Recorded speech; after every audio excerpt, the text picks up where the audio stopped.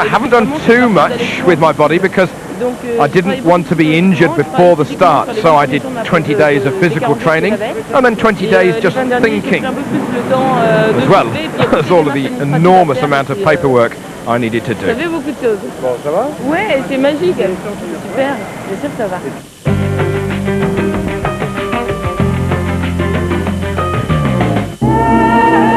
Thierry Sabine was the original Dakar. He had a leading spirit, rare of a man of his age, but one that is all around us even now.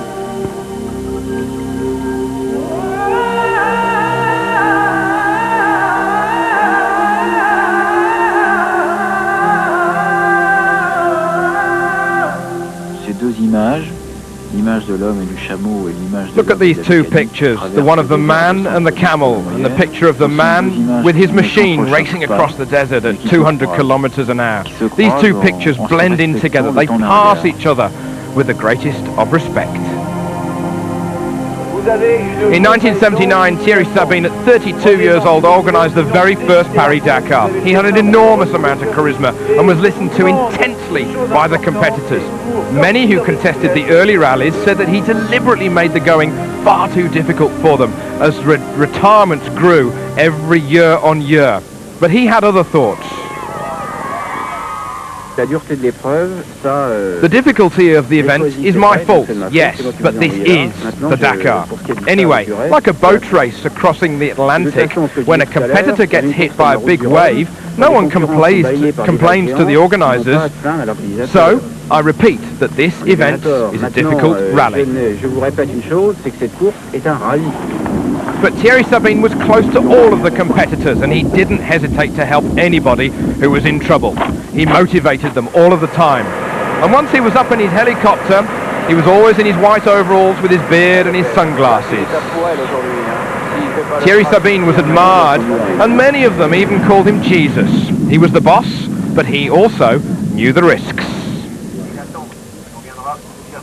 He says no matter who you are, you must be modest with the desert. It's a lesson of modesty before anything else. If the desert accepts us today, everything will be cool. If not, it's out of our hands. Thierry Sabine died on January the 14th, 1986 in Mali when his helicopter crashed. His ashes were spread at the foot of the Tenere tree, but Sabine had always discussed death and he always wished that the Dakar continued.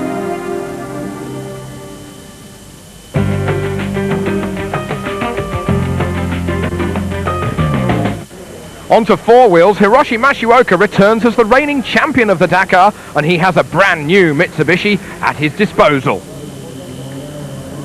They always say if it looks quick, then it is quick, and this is a car that certainly looks the part. This year he says it's a new route and will be in the sand for nearly 80% of the time.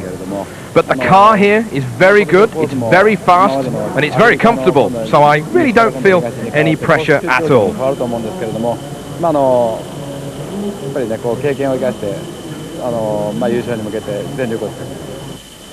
This new Mitsubishi Pajero is an evolution of the car that has won the last two Dakars. Full space frame technology and full carbon fibre bodywork. Peter Hansel here says we've tested the car for over 4,000 kilometres in Morocco and then 2,000 kilometres more in Dubai.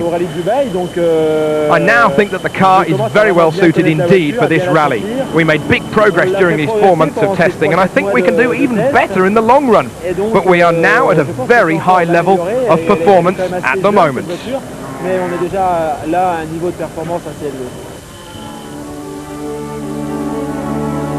V6 3.5 litre engine pushing out about 265 horsepower.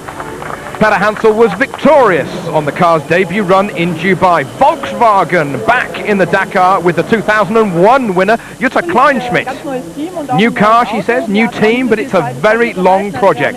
We've tested the car twice in 3 months, but we don't know how we'll get on this year. But if we see a chance, we will certainly take it. This car is a 1.9 four-cylinder turbo diesel machine, and her teammate is from Belgium, Stefan Orard. The project has been built on the basis of my buggy from 2001 when I was a privateer. We've made more modifications, of course, because there's more money available, so therefore it's really more competitive, and we could create a surprise. Jean-Louis Schlesser returns, not with Renault diesel power, but with Ford 3-litre V6 petrol power in his Nice-built Schlesser buggy. Twice a winner, Schlesser had all sorts of troubles with the diesel last year, and he once more teams up with Spaniard Jose Maria Servia. He says we're here to win. Some say that we're here just to participate, but for us it's very different. We have all the chances in our hands to win, and we're going to give it a go. Listen to this though.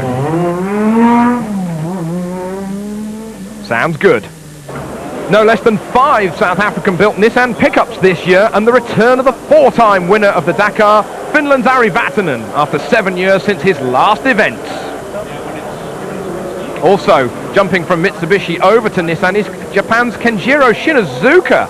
Vatanen saying, I'm prepared myself more psychologically than physically really, but I've done some cycling and I've done some swimming, but really in my head I've been working for quite some weeks in the build-up to this event. It's a real adventure to do the Dakar, and I must be well prepared for the distance, but I feel the taste of the desert already.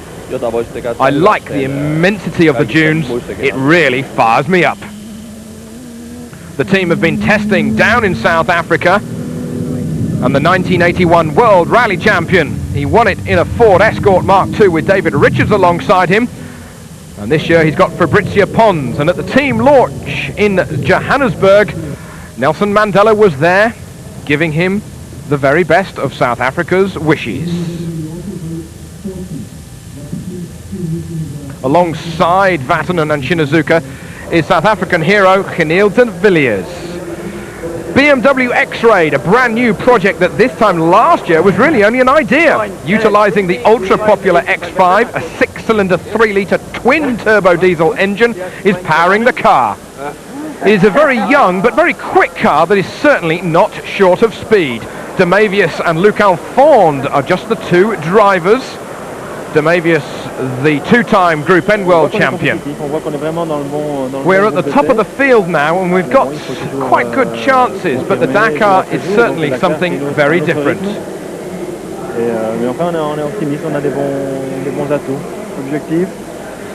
Our targets, well, I think we can get 1 car in the top 5 and maybe 2 in the top 10. Further back, the Toyota Araco team has got Jean-Jacques Ratet. He finished a brilliant 9th position last year, and he says that the target is pretty well much the same as 12 months ago. The first part of that is to win the diesel category, as last year, and then after that, to see if we can also win the T1 class when we were 9th overall. On a gagné la catégorie production et on était dans le top 10 puisqu'on a terminé 9e au scratch. Donc cette année, si on peut récidiver, ce sera une grande joie. Japan's Yuko Katayama returns to the Dakar for his 2nd time after climbing Everest in the summer. Actually, this car is normal. It's, nothing power compared to other T2 class. But if I have a chance, I want to win this class. Going from 2 wheels to 4 wheels is Germany's Andrea Meyer, and also from KTM, Spain's Jordi Arcarons. Last year I said that I didn't want to continue on a motorbike. I stopped because I was just not able to do that sort of physical work over a long rally such as the Dakar. Thierry Magnaldi is in a hybrid 4-cylinder Honda, and here co-driver Christian Lavielle, he says that they're going to swap seats every day, so he says essentially there's 4 of us in the car. The best one though must be this Jaguar XJ 4.2 over the top of a Range Rover chassis.